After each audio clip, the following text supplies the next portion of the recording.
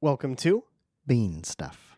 Today we are talking about coffee extraction, and it's something that you've probably experienced, and actually I would say it is something you have experienced. You have, whether you like it or not, the end product of the extraction is either good or it's bad. Well, and that's the thing. You've tasted it, and you may have liked it, or you may have not liked it, and we'll kind of go into that today. But that basically could be because you've been over extracting, under extracting, or you've had bad coffee. But today we're excited to share it, and it's something that that everybody should know about.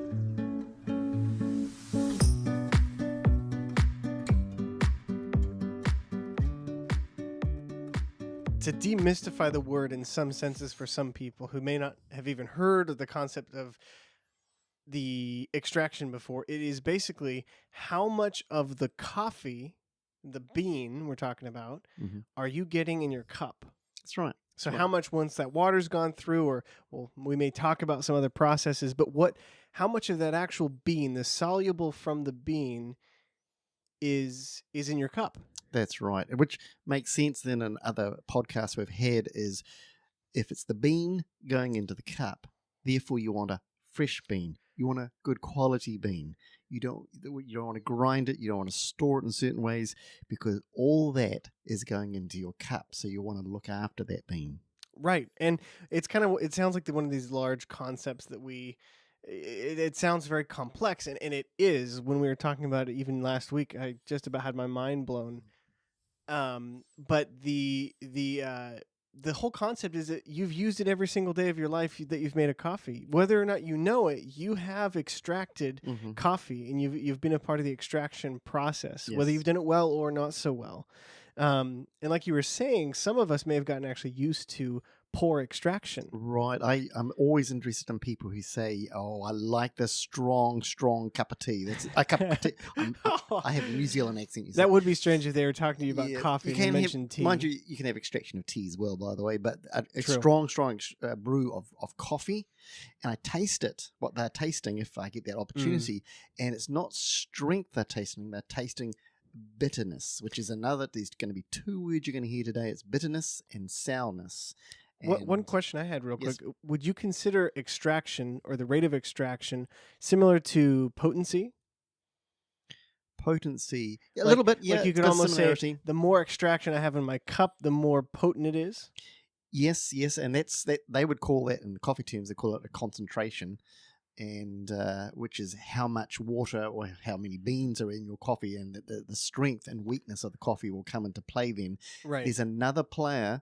It's not just concentration, it's the yield is another word. They call them soluble yields, that we'll get onto in a moment. Yeah. And that is really the quality of what are you putting into to start with, let alone how strong or how weak you have it. Right. Is it good quality to start with, and what you're going to extract out of what that bean, that flavors you're going to extract out of here, will it even be good quality? Well, and that's a good point, because it's not only what are you extracting and how much are you extracting, but is what you're extracting any good? Exactly. So you could extract a good bean and you could extract too much of it, and then you would essentially have too much of it, or too long, or too much, and it could create a sour or a bitter note. But you might have the perfect extraction with a bad bean or a bad product, and you might actually end up with a bad cup of coffee. Still, I mean, it's so there. I mean, we've talked about it in so many different episodes, but there's so many variables that play that could mess it all up for you. That's right. And because the good news is that you could end up, by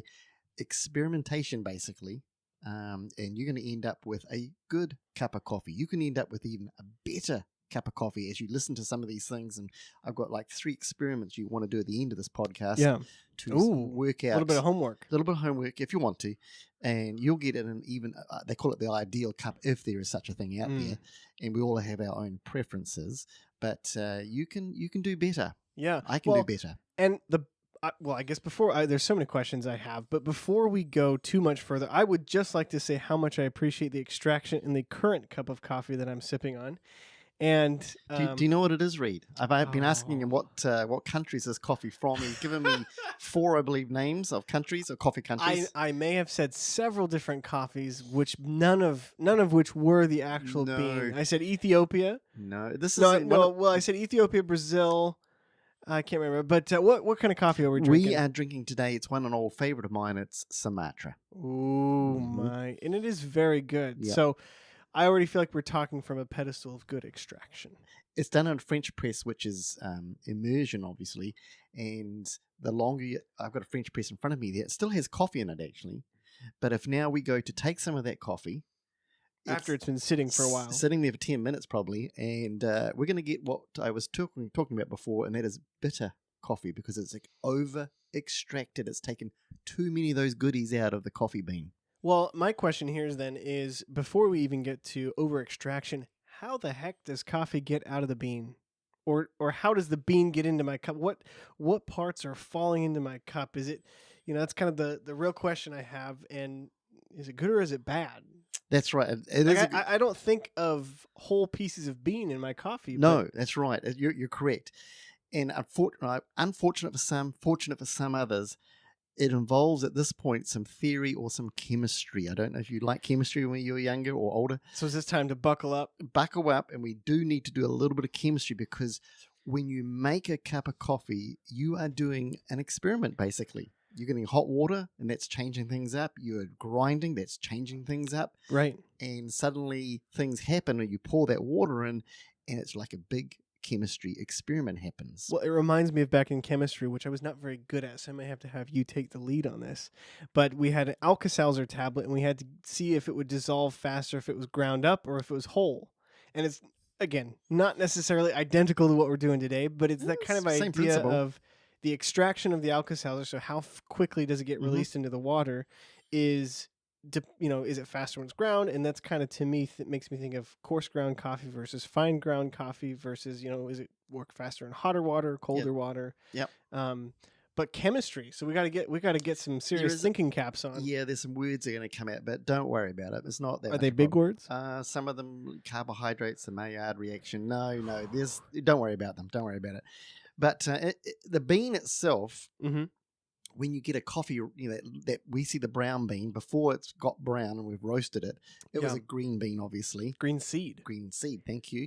And that was inside a fruit sort of envelope there, and the cherry. Good job, Reed. Oh my! And but that green seed inside that we get out, it comes in a sack, usually 152 pounds. I've seen you lift some of those sacks; they're quite large. That's right. I don't tend to lift 152 pounds, but sort of flop it. A flop. Yeah. And that little green seed, though, basically when you break it down, it's insoluble and it's soluble. And if you're getting scared by those two words already, I understand. Insoluble means that if water comes on it, it will not dissolve, or it's not going to dissolve. It's indissoluble. Whereas if you put water on it and it dissolves, then that is called a soluble. It's soluble. It's able to do things, work with water, and change its chemical makeup. I think of it, and I just kind of, this is one of the things that comes to my head now, but it's salt and pepper. If you put salt in a cup of water and you stir it, eventually it will dissolve. If you put pepper in a cup of water and you stir it, you'll still see pepper flakes. I like that example. And it's kind of that idea of there is what is it? Insoluble is 70%. I'm kind of cheating off our notes here, but 70%, and then the soluble part is 30%. That's correct. And so therefore 70% of the bean is wasted. It's just like wood. It's on Which fire. Which is crazy to think about, because already you lose a lot of weight in the roasting process, and then you only get 30% of that already lost bean. Oh, mate, it's hard. It's a hard life. Yeah. But and of that, then there's 30% that is soluble. In other words, water can do stuff with it. And there's flavors locked in that cell, and when I say cell, it's locked in around more like 4 million cells inside that one little bean, a little seed. Wow!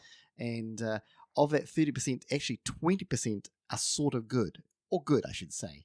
Whereas 10% is no, you don't want that's soluble, but you don't want that in your coffee. Otherwise, it's going to be a bad cup of coffee. So it's like there's some in there that's just too much. There's It's almost like too much of a good thing is a bad thing. Exactly. That's very well put. Well put. And there's a guy, Dr. Lockhart, in 1960. I think this is the first doctor we can actually pronounce the name Yeah, of I know. easily. He established what is used still today. It's the Brewer's Chart, and you may want to look that up and just we'll Google put that. a link to the Brewer's Chart as well, and maybe we'll put a picture here. It's getting a little more scientific again, but it's a Brewer's Cup. But let me just break it down. And what he came out with was that 22%, 30%, I should say, of soluble stuff. 18 to 22% is good. A little window in there, so anything extracted under 18% is not good. Anything extracted over 22% is not good. So out of that 100% we have from a bean, Yep. 30% soluble. Out of that 30% that we can dissolve into water, you're going to want to look for 18 or between 18 and 22% Correct. to be dissolved in your water. Yep. If you're under 18, you're under extracted, so you don't have enough of that soluble dissolved in there. And if you're over that, there's too much of it, and both are going to affect flavor. And it's not necessarily not enough that's soluble, but you may have too much of the first part that comes out of the coffee, the solubles that dissolves first. You may have a bit too much of that and not enough balance, not enough of the other things, goodies in coffee. Gotcha. So not all solubles are created equal. No, they're not. You start out with you get the light and fruity to start with. That usually comes out first. Acids and caffeine Interesting. pop out. Later on, you're going to get more the I was trying to put fiber and carbohydrates together, but the carbohydrates and fiber start coming out. That's getting more of a sweet, earthy note, and you start noticing earthy get more and more, and it gets to a more bitter note. Interesting. And in between, you got lipids and fats and I told you there was a little chemistry in here. Yeah, I know. We needed like a little diagram or like one of those constructed cells. That's right. And yeah, and if you got melanoids and nuts, vanilla, chocolate, all that, you say, man, that's how I'm getting thirsty already or hungry already. Yeah, and you need little bits of all of that, but as the water comes through and and those soluble substances I've just told you about, the coffee substances, they start to move into the water. They dissolve into the water, and some are good. Too much of them is not good. A little bit is great. There's a balance. But they're all different, and they kind of add to the complexity of the actual bean. It makes me think of if you have frozen milk. Like, we used to freeze milk. Yes. And we'd have some in the freezer. If you pull it out and put it in the fridge, tomorrow morning, you'll go there, you'll pour your milk, and it'll be extremely sweet. And that's because the fat melts first.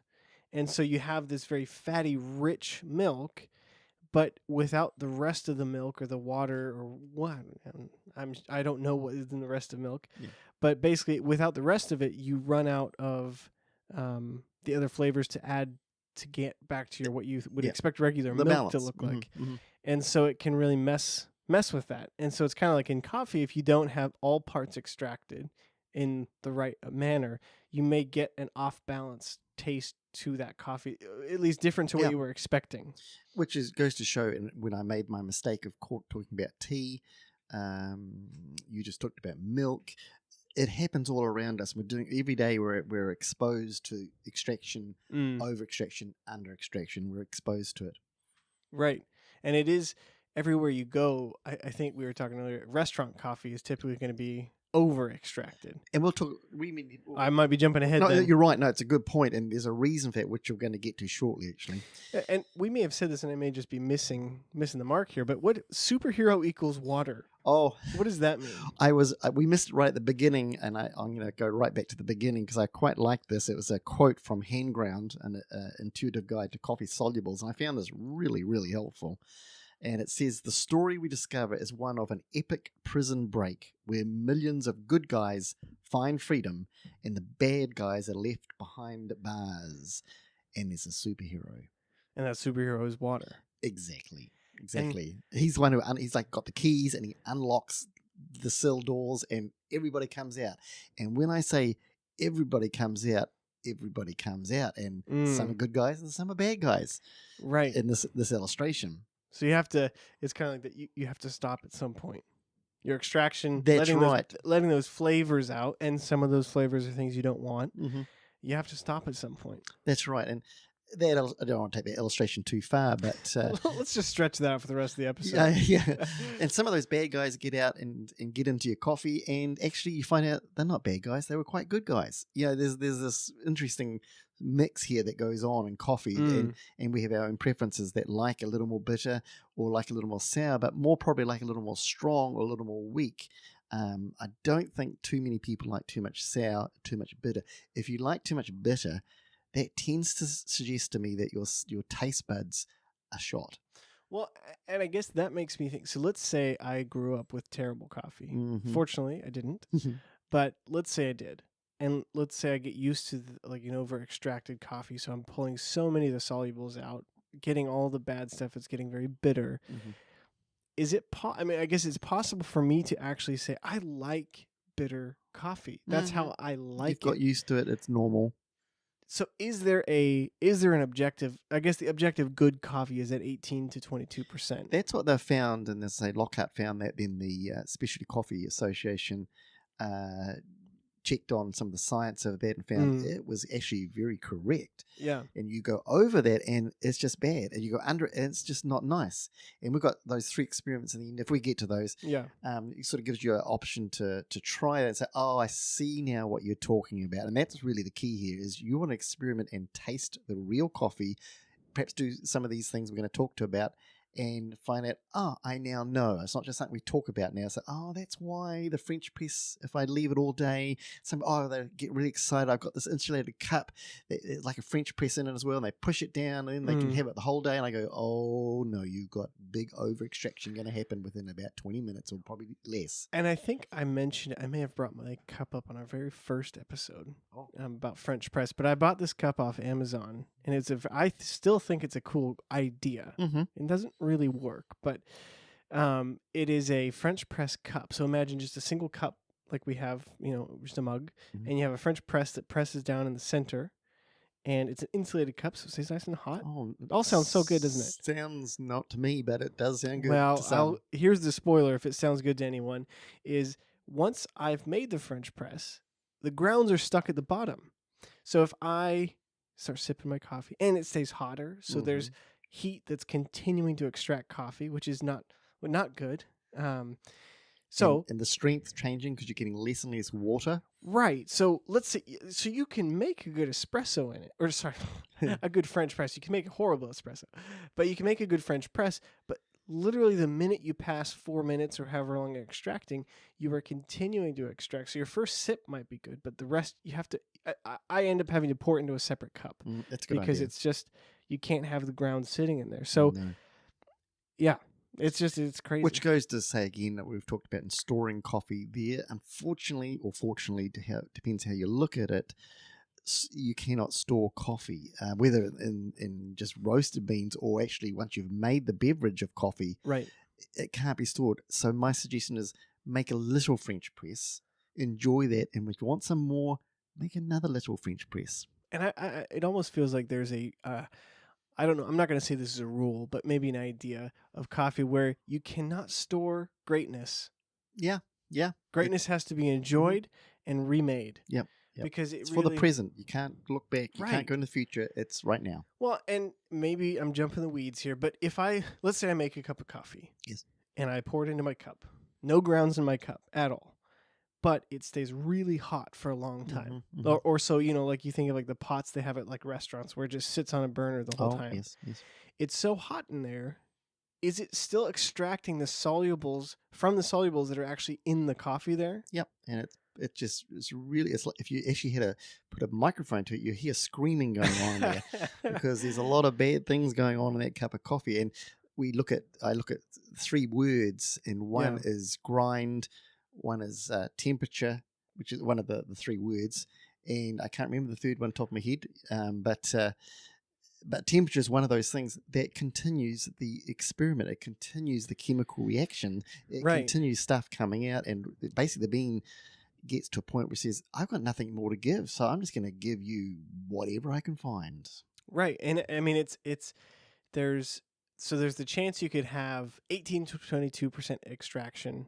And then if you let it sit for far too long at far too high a temperature or a multitude of other things, you could still have bad bitter coffee because Mhm. you've just, again, you can't preserve that. It's to be enjoyed in the now, That's right. in the moment. And it's like, well, I'm thinking a cup of tea or a cup of coffee or French press, Right.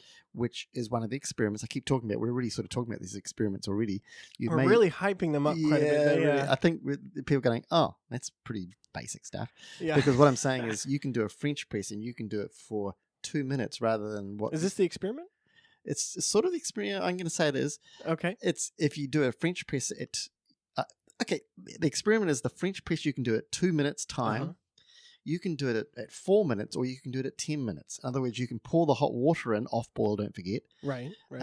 and you can let it sit there for 2 minutes and then drink, and then you can wait for another 4 minutes and drink, or make another French press and wait 10 minutes and then drink, and you will notice a significant difference between those 3 cups.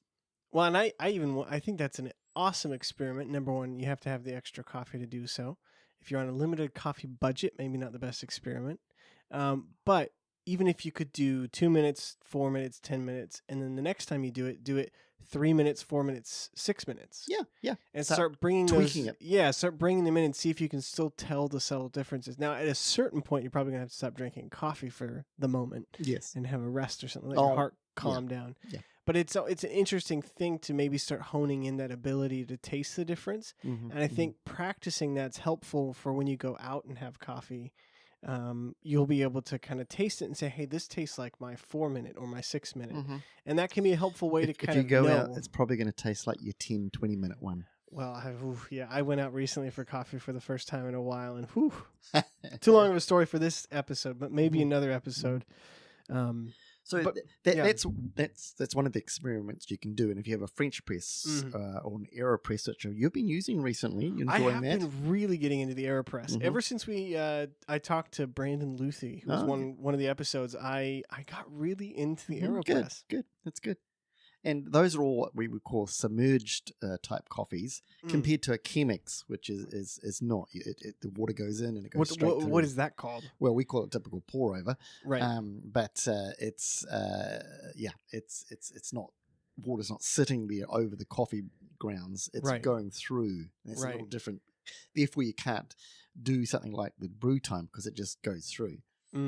You could adjust the grind size possibly to adjust. I don't know what experiment we're up to now, but Okay, so sorry, we'll start at experiment number 1. I'm jumping around here, but experiment number 1. Yes. Or what? and that is what you just alluded to, and that is grind size, which can't be done in the French press. So, well, you can do in the French press. I couldn't say that. Yeah, it's But- probably the most versatile adjustment you can make. Yeah, it is. Which is, go back to the episode on grinders, and you'll see why. If you have a blade grinder, you're going to get a lot of coarse mainly, Right. and others. If you have a burr grinder, you can go normal and fine. And when I say fine, it's all going to be fine. Right.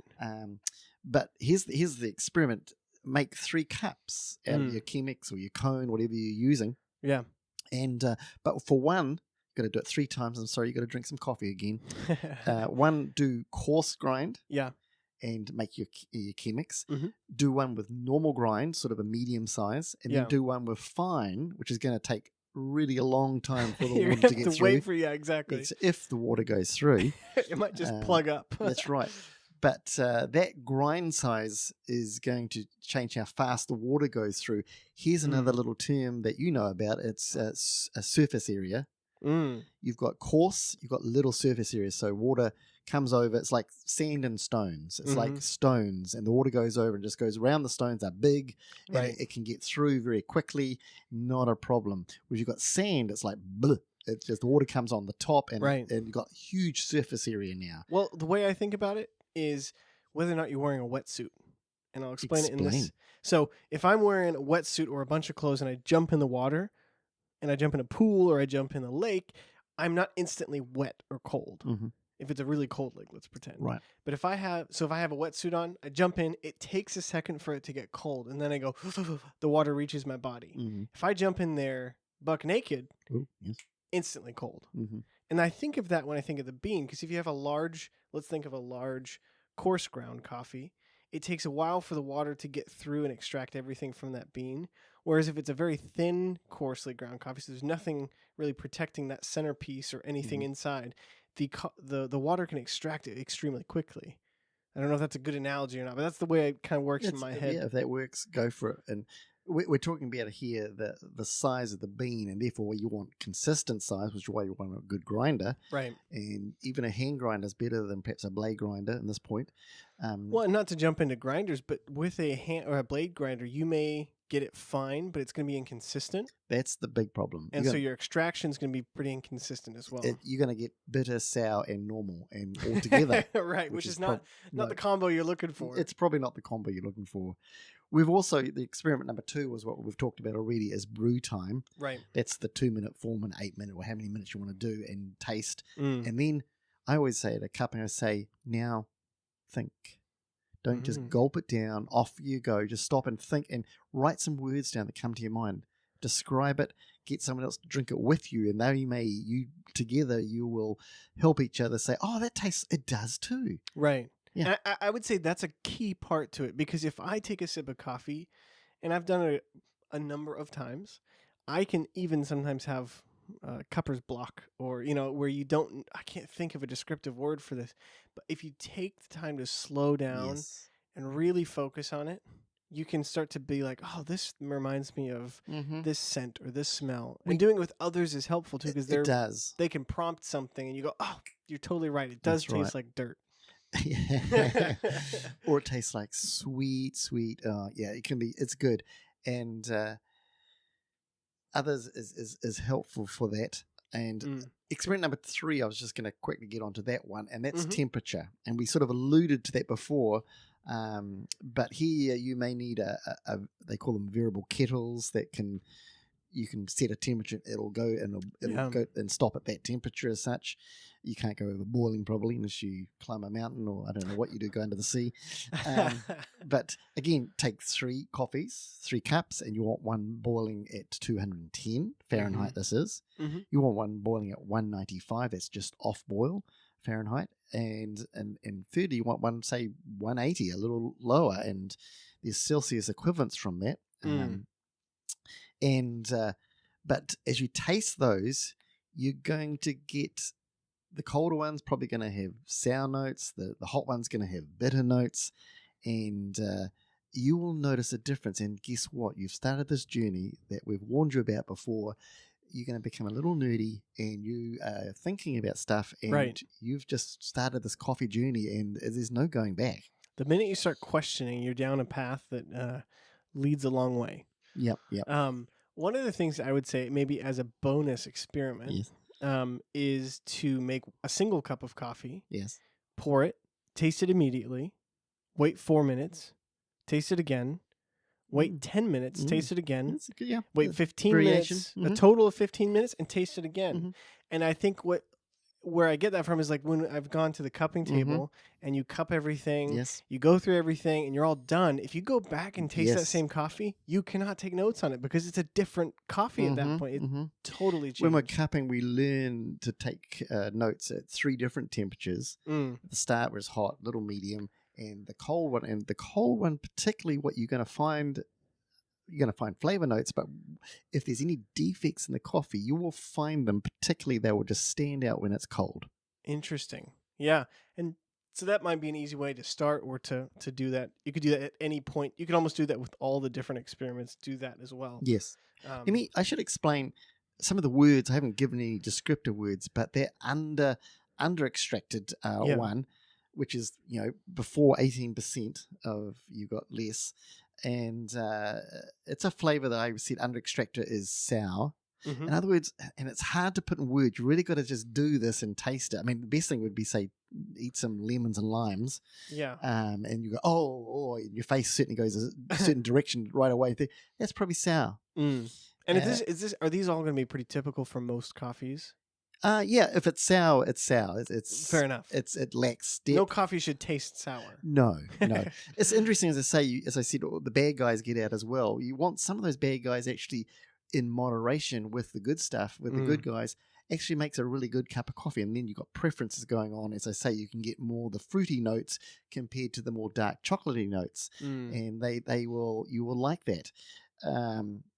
it's acidity. Like acidity is going to be there, but if it goes too far and under extracted is going to be there, it's going to be this unpleasant acrid. It's the best word I can use for it. It's just like this really sour, like, whoa, this acidity is good, but in the wrong direction. It's too much of it. It's not good. Over extracted is the opposite, and it makes sense. But I would say over extracted is bitter. It's really this unpleasant mouthfeel.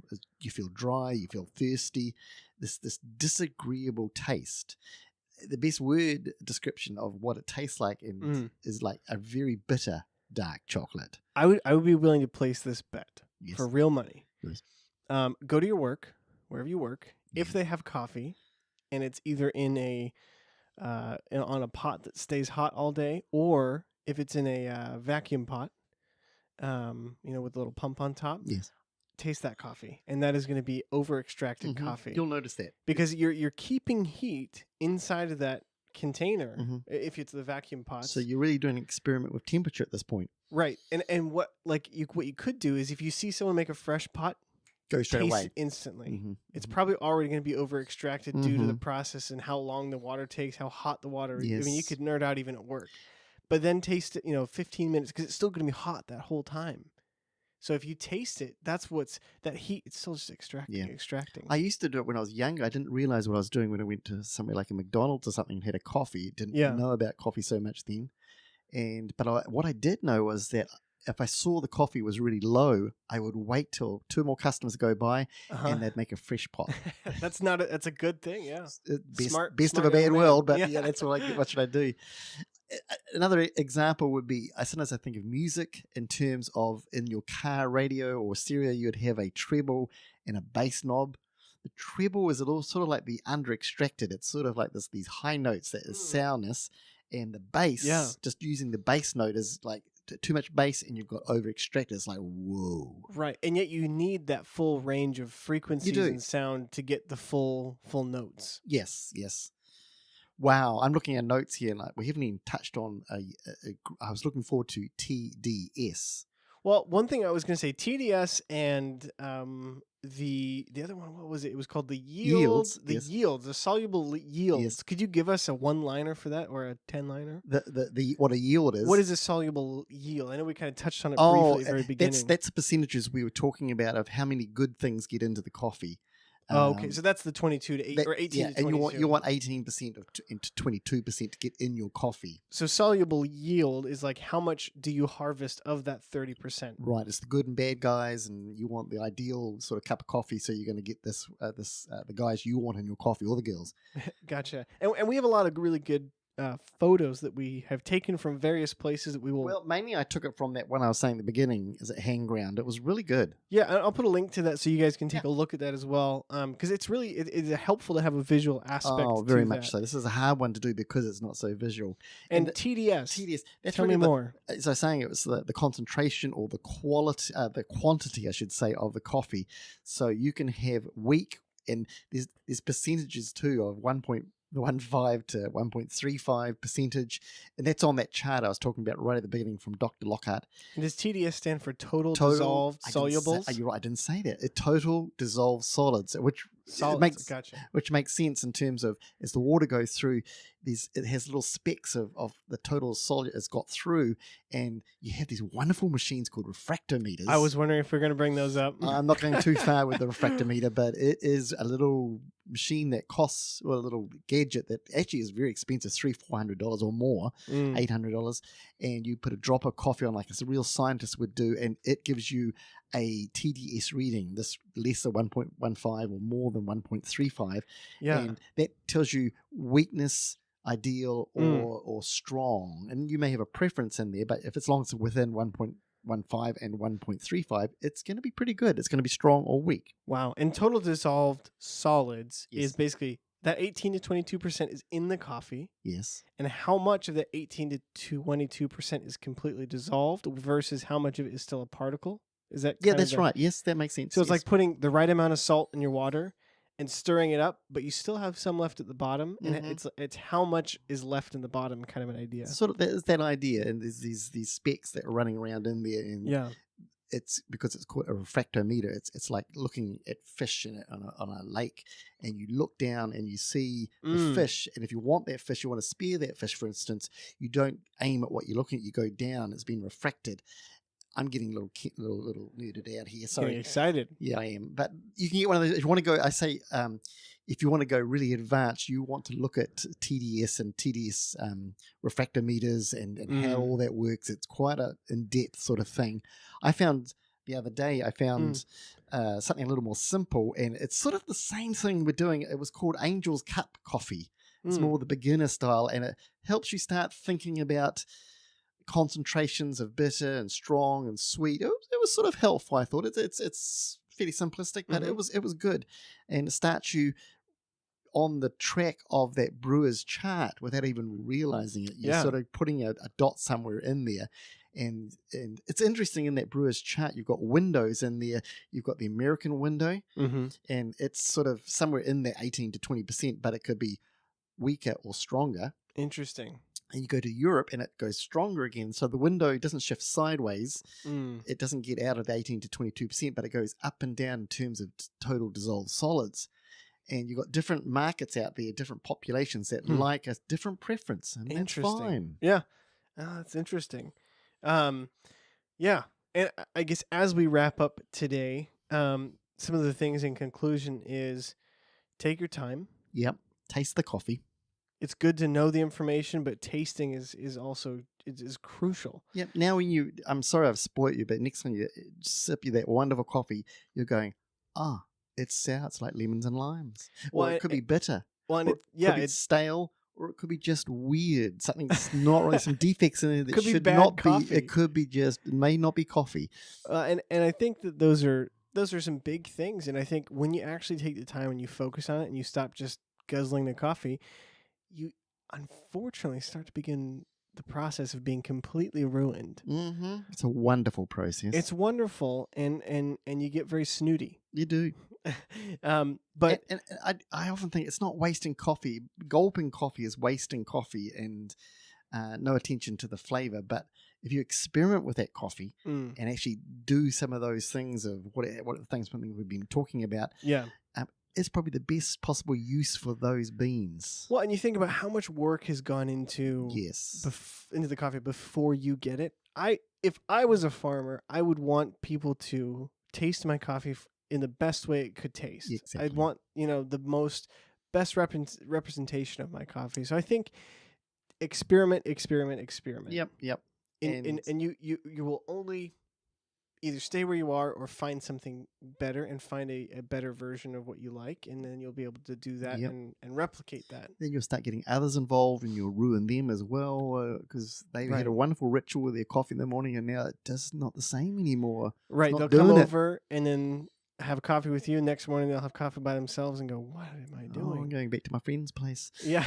So experiment. Take your time. Think about what you're doing. I think those three things right there, even if you don't know exactly what you're experimenting with, documenting it and just trying things is a huge part of that. Oh, little notebook. There's some neat brewers books out there that you can have these little notebooks and write down some of your experiences. Yeah, and even document different coffee shops you go to. Whose coffee do you like best? Yeah. And as you get more and more into wanting to do more, there's the apps like the Angel Cup Coffee, and then you can even go if you get really into it, refractometers and stuff like that. So there's one where I use the VST coffee tool. Oh mate, it's pretty in-depth stuff, but lots of numbers and graphs. Oh yeah, it's wonderful. It's actually quite simple actually, but it's just another tool. It doesn't make good coffee for you. It just tells you, oh, here's a little tool that it shows exposes your coffee. It does. I like that. Yes. And I think that's we've mentioned a lot of big words, big numbers, big concepts today. I would say the biggest thing that you need to take out of this is start where you are. Don't expect to be anywhere else. It doesn't really matter that you may not have the best concept of everything or have the most understanding of different things, but just try them out and you'll learn along the way. And we mentioned a lot of big things, but always feel free to shoot a question to us, and maybe we said something funny, we said it in a weird way, we said it strangely, or did not explain it. But we love questions. I know we've had a couple questions on extraction rates and stuff, so it's always good for us to know what people want. That's right. But Yeah, I think that's probably where we're going to wrap up. Otherwise, we'll be going into tomorrow. Oh, mate, I want to talk about brew ratios too, but no mate. time. Another episode. Yep. Anyway, thank you so much for listening again. Again, feel free to reach out to us via our website, beanstuff.com, a podcast. You can reach out to us on Instagram, Facebook, Twitter, YouTube, not MySpace, but everything else pretty much. Thank you so much for listening. If you're right here in the episode, again, thank you so much. You've gotten all the way to the end. Congratulations. You've gotten through all the experiments. All right. Thank you so much, and we look forward to joining you next week, and we hope you have a great excursion with coffee this week. Thank you. Bye.